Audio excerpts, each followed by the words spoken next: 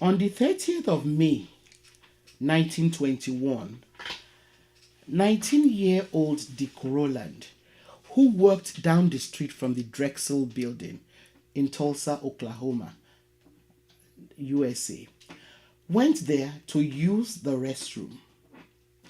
Tulsa was a segregated city, and so Dick Rowland had to walk down the street to the Drexel building in order to use the bathroom. On getting to the building, he needed to take an elevator to reach the colored restroom on the third floor. Unfortunately for him, 17-year-old Sarah Page, a white girl, was already inside the elevator. How did such a simple thing as stepping into an elevator explode into a life-shattering world event that we now acknowledge as the destruction of the Black Wall Street? Welcome to the Sankofa Pan-African series. Please sustain this channel by turning on your subscription and notification buttons if you've not. Thank you. Although it has been reported that Dick Rowland had a short time to attend to the call of nature and get back to work on that fateful day, it is impossible to know what was going on in his mind as he stepped into that elevator, knowing it was dangerous for a young black man like himself to be alone with a white woman. However, in the world of Tulsa, Oklahoma of 1921, not a lot of things were easy to explain. First, 1921 was only about 56 years after the United States abolished slavery. As such, the Greenwood District of Tulsa, Oklahoma, was almost an anomaly because it had grown into an astonishingly prosperous neighborhood. At that time, in other parts of America, black people were being forced to live under very harsh conditions. In places like the South and Midwest, the sharecropping system continued to keep black people under the same conditions that they were during slavery. They continued to toil on land owned by their former white owners, at the end of which they had to surrender the largest chunks of their crops to the white landlords, who also found various ways of keeping them trapped in debt. The black people who were determined to improve their lots did so facing the constant threat of violence, lynching. It is uncanny how, if you pause to think about it, the same system of finding ways to keep black people indebted after slavery was officially abolished is eerily similar to what has been used, in Africa and the Caribbean since the so-called end of colonization. African countries are independent in name only, while we continue to toil to repay loans that were forced on us, or while we continue to engage in economic practices that were designed solely for the enrichment of so-called developed world. Our indebtedness will not be paid for generations to come, and until we decide to free ourselves from the shackles of indebtedness and so-called globalization, we will remain impoverished. if we do not free ourselves. What we are doing, in essence, is allowing ourselves and generations to come to remain colonized, enslaved. But that's a topic for another day. In 1921, the population of Greenwood was made up of black people who had migrated there from the south in search of better conditions of living, which was elusive to them in the south. Some of the black people who settled in Greenwood, in Tulsa, Oklahoma, were veterans from World War One, and they were people who were eager to start new lives in the country that they had helped to defend. Before most of them settled in the area north of the city of Greenwood, they had tried to settle in Langston, also in Oklahoma. But they were driven out of Langston by racist white people. From Langston, they landed in Tulsa, and in spite of the strict Jim Crow segregation laws of the city, and despite only constituting about 12% of the population of Tulsa, black people in Greenwood succeeded in establishing a vibrant and prosperous district. At the time, the state of Oklahoma, and Tulsa in particular, was quite prosperous due to the growing oil industry that allowed most of the people of the town to grow rich.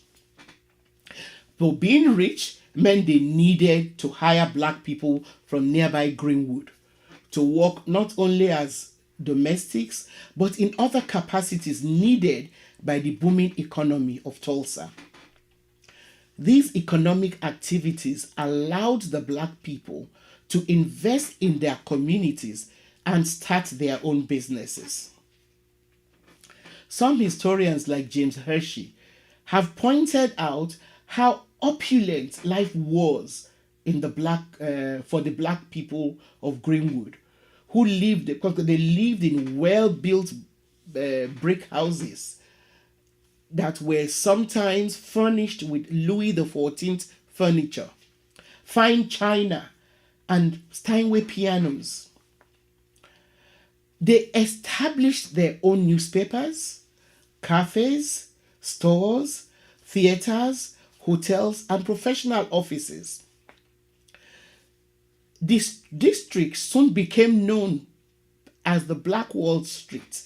Some even called it Little Africa. They were not allowed downtown, but they had carved out this district, which must have aroused the envy of the white populations who did not welcome them downtown except when they were there for work, and who, as we now know, were only waiting for an excuse to destroy them. So, what happened in the elevator at the Drexel building that day when Dick Rowland stepped into it? Well, it's hard to say. Some observers say that the elevator was actually faulty and that it never stopped on the third floor, as the girl who said she was assaulted claimed. Others speculate that Dick Rowland might have tripped and, in an attempt to prevent a fall, stepped on the girl's toe. Some even believe that the two young people, Rowland and the girl, knew each other, and that whatever happened between them in the elevator could simply have been a tiff between two young people. Whatever it was, Sarah Page, the young white girl that was in the elevator with Dick Rowland, reported to the police that he assaulted her, and news about the assault spread like wildfire, gaining momentum in much the same way as fire.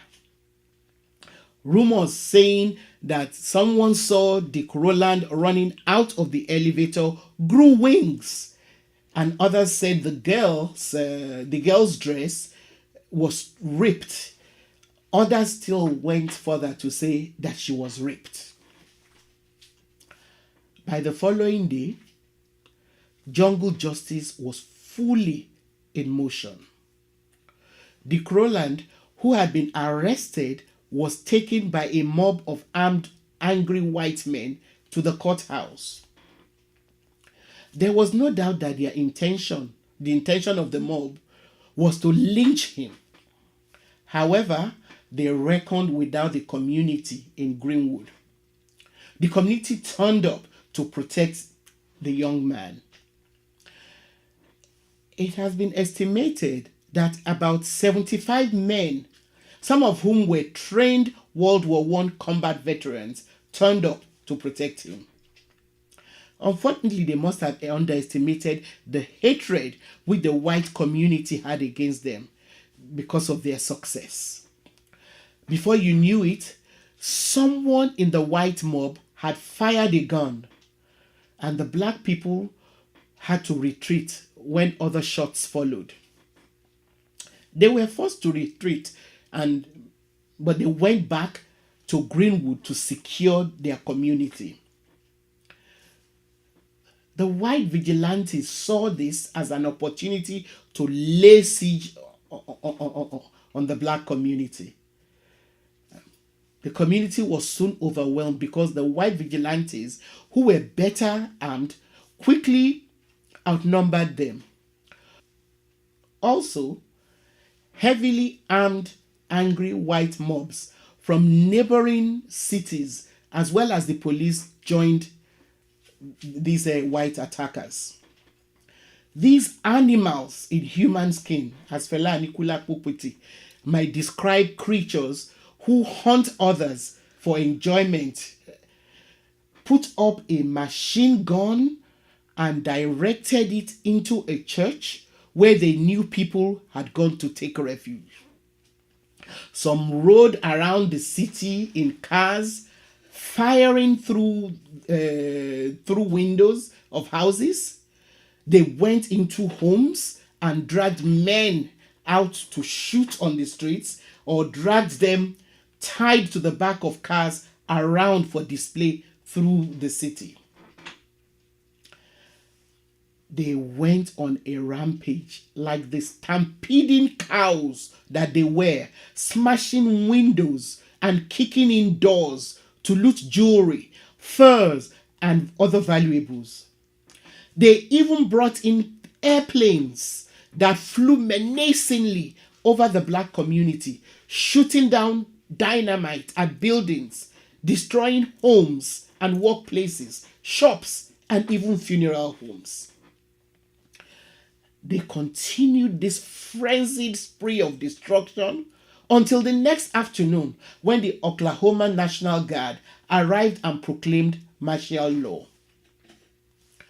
Unfortunately, it was too late for the thousands of black people who had now become homeless as a result of the wanton destruction of lives and property. Hundreds of black people lost their lives, with millions lost as millions of dollars also lost as a result of the carnage. To add salt to injury, the National Guard chose to believe the police, who lied that there had been a Negro uprising. 6,000 Greenwood residents were arrested and detained for a week. Upon release, with nowhere else to go, many were forced to join the rest of the homeless, living in Red Cross tents. Can you imagine the physical, psychological, and emotional torture of people who had been living in the kind of comfort that these black people had carved out for themselves, only to end up as homeless? Can you imagine what life must have been like for them during the winter of 1921 and others that followed, because they were forced to live in makeshift tents as homeless people. Not only was Greenwood rendered uninhabitable, all effort to rebuild it was resisted. Instead, there were attempts to relocate the residents far away, but they resisted. And many tried to take the case to court. They didn't want to be moved from, a place where they had built. Over 100 suits were filed. 100 lawsuits were filed. However, the judicial system failed them. A sham grand jury, which was set up to investigate the incident, ended up blaming the black people for inciting race riots while exonerating the white people. Unsurprisingly, the white girl who started it all did not even show up to testify against Dick Rowland in court. Thankfully, he survived and the case against him was dropped. Unfortunately, those who tried to rebuild this remarkable community found their progress slowed down by lack of access to funds and the new zoning laws which were put into place to stop them from redeveloping. Even those who had insured their homes and properties were ripped off by insurance companies who claimed that their policies did not cover riots. So this is how one of the most vibrant African American communities was razed to the ground. Thank you for watching. Please continue to share your comments and questions with us. Also, please give us a thumbs up and share our videos with your contacts. See you next time.